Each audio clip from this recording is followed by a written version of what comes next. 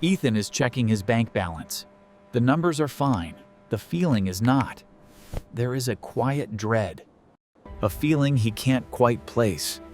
It feels older than his own finances. It feels borrowed. It is. It's the echo of a sound he hasn't heard in 20 years. The sound of his parents fighting about money. He was 8. He couldn't understand the words, interest rates, or late fees. He just understood the tone. And his brain, designed for survival above all else, learned a very simple, very permanent lesson that night.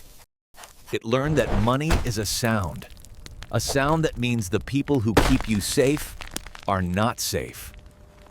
As a child, you don't hear the details.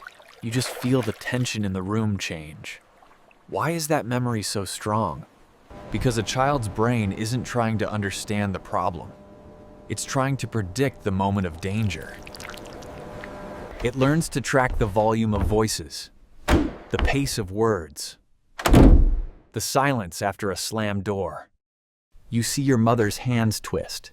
You see your father's jaw tighten. Your brain records these as threat signals. From then on, any reminder of money, a bill in the mail, a ringing phone, can trigger that same physical alert. It's why you feel anxious when things are good. Your brain learned that financial stability can vanish in a single conversation. This is the moment the pattern starts. A young black child's brain doesn't know what a budget is. It just knows conflict.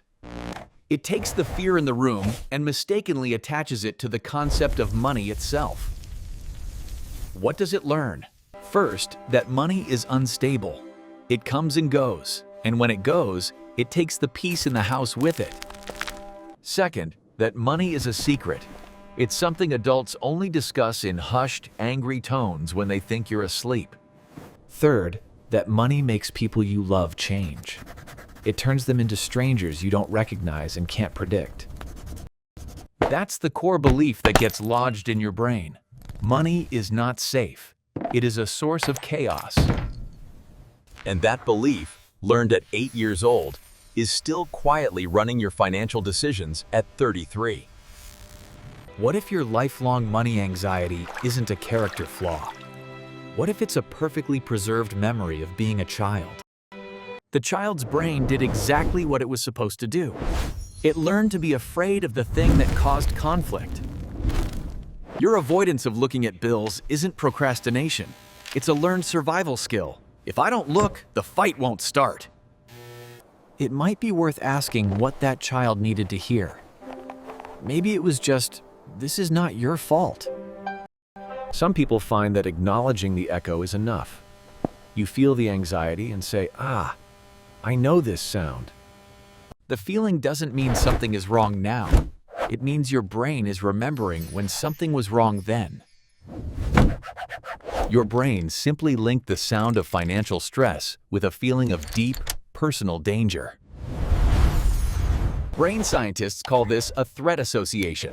The brain takes two unrelated things, money and conflict, and binds them together as one.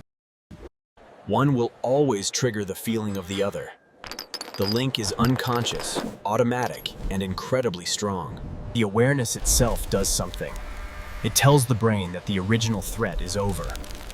The house is quiet now.